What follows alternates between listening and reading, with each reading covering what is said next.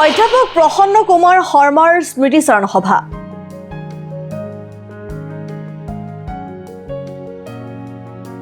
নলবাৰীত শংকৰদেৱ একাডেমীৰ উদ্যোগত অধ্যাপক প্ৰসন্ন কুমাৰ শৰ্মাৰ সোঁৱৰণত স্মৃতিচাৰণ সভা আৰু গ্ৰন্থ উন্মোচন সভা অনুষ্ঠিত হয়। নলবাৰী মহাবিদ্যালয়ৰ অৱসৰী অধ্যাপক, শংকৰদেৱ একাডেমীৰ প্ৰাক্তন জ্যেষ্ঠ অধ্যাপক, বিশিষ্ট সমাজকৰ্মী প্ৰয়াত প্ৰসন্ন কুমাৰ শৰ্মাৰ জীৱন আৰু কৃতি সামৰি দেওবাৰে তেখেতৰ শান্তিপুৰস্থিত নিজ বাসগৃহত এখনি গ্ৰন্থ উন্মোচনী আৰু স্মৃতিচাৰণ সভা অনুষ্ঠিত হৈ যায়। উক্ত সভাত অধ্যাপক প্ৰসন্ন কুমাৰ শৰ্মা সোঁৱৰণী সমীপেশু উন্মোচন কৰা হয়। উল্লেখযোগ্য যে ডক্টৰ শৈলেন্দ্ৰ প্ৰসাদ শৰ্মাই সোঁৱৰণী গ্ৰন্থখনে সম্পাদনা কৰিছে আৰু সহকাৰী সম্পাদকৰ দায়িত্বত আছে বিপুল শৰ্মা। অশ্বিনী কুমাৰ শৰ্মাৰ সভাপতিত্বত অনুষ্ঠিত হোৱা সভাখনত মুখ্য স্মৃতিতৰ্পক হিচাপে উপস্থিত থাকে অধ্যাপক প্ৰসন্ন কুমাৰ শৰ্মাৰ সহধৰ্মিনী প্ৰণতি দেৱী আৰু নলবাৰী শংকৰদেৱ একাডেমীৰ সভাপতি মুনীন্দ্ৰ তালুকদাৰ। সভাখনত সমীপেশু গ্ৰন্থখন উন্মোচন কৰে কটন কলেজৰ গণিত বিভাগৰ অৱসৰী মুৰব্বী অধ্যাপক তথা বিশিষ্ট লেখক ডক্টৰ দিলীপ শৰ্মাই। সভাখনত বিশিষ্ট অতিথি হিচাপে উপস্থিত থাকে উচ্চতৰ মাধ্যমিক শিক্ষা সংসদৰ অৱসৰী যুটীয়া সচিব তথা বিশিষ্ট লেখক ডক্টৰ ধৰণীধৰ গোস্বামী। মুখ্য স্মৃতিচাৰক হিচাপে উপস্থিত থাকে নলবাৰী মহাবিদ্যালয়ৰ ভূগোল বিজ্ঞান বিভাগৰ অৱসৰী মুৰব্বী অধ্যাপক তথা বিশিষ্ট লেখক ডক্টৰ দীনমণি ভাগৱতী। অধ্যাপক প্ৰসন্ন কুমাৰ শৰ্মাৰ বাসগৃহত প্ৰায় শতাধিক লোক উপস্থিত থাকে।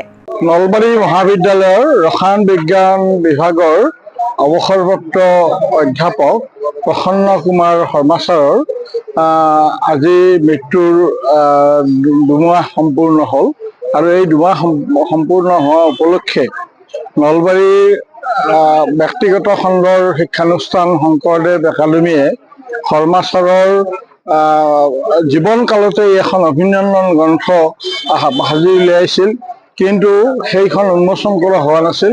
দুৰ্ভাগ্যবশতঃ তেখেতৰ মৃত্যু হ'ল আৰু সেইখন আজি নতুনকৈ আজি উন্মোচন কৰা হ'ল আৰু এই উন্মোচনী অনুষ্ঠানটো তেখেতৰ বাসগৃহত শান্তিপুৰৰ নলবাৰীৰ শান্তিপুৰৰ বাসগৃহত আজি অনুষ্ঠিত হ'ল।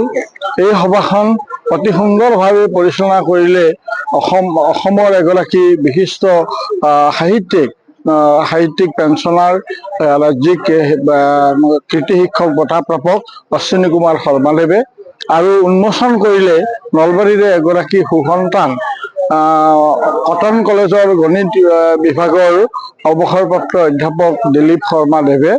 আৰু সভাত আমি শৰ্মা ছাৰৰ স্মৃতিচাৰণ কৰাৰ সুযোগ দিয়াৰ বাবে এইখিনিতে আমি শংকৰদেৱ একাডেমী আৰু আমাৰ পৰিয়ালবৰ্গ প্ৰয়াত প্ৰসন্ন কুমাৰ শৰ্মাদেৱৰ পৰিয়ালবৰ্গক আমি ধন্যবাদ জ্ঞাপন কৰিছোঁ।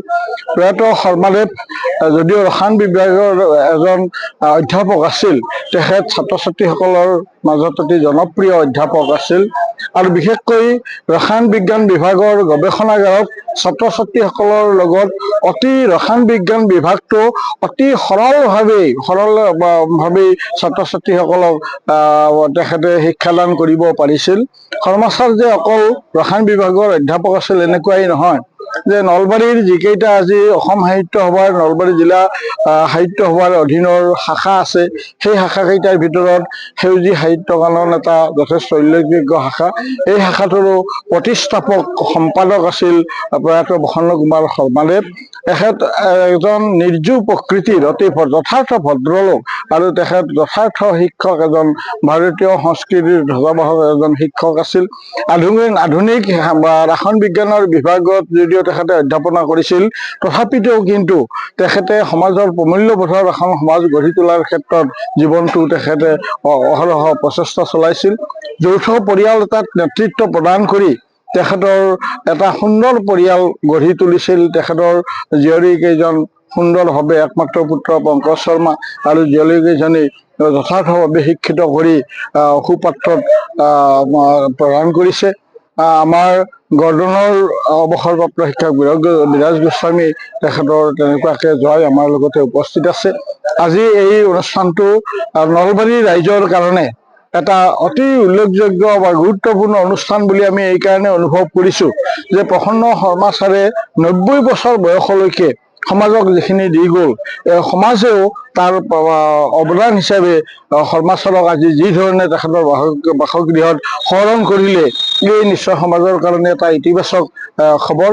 মই এই চেগতে পৰিয়ালৰ লগতে শংকৰদেৱ একাডেমীৰ সমূহ কৰ্মকৰ্তাক ধন্যবাদ জ্ঞাপন কৰিছোঁ আৰু আমি আশা ৰাখিছোঁ প্ৰসন্ন কুমাৰ শৰ্মাদেৱে সহজ সৰল জীৱন যাপন কৰি শৈক্ষিক উচ্চ শিক্ষাৰ জগতখনত যিদৰে অৰিহণা আগবঢ়াইছিল, আমাৰ আজিৰ আধুনিক বৰ্তমানৰ যুগতো নৱপ্ৰজন্ময়ো সেই শিক্ষা গ্ৰহণ কৰক তাৰে কামনা কৰিছোঁ। শিক্ষানুষ্ঠান বা একতা অনুষ্ঠান কিছু সংখ্যক বিশিষ্ট মানুহক লৈ গঢ়ি উঠে। শংকৰদেৱ একাডেমি গঢ়ি উঠিছিল ঠিক তেনেকুৱা কেইজনমান বিশিষ্ট শিক্ষাবিদক লৈ।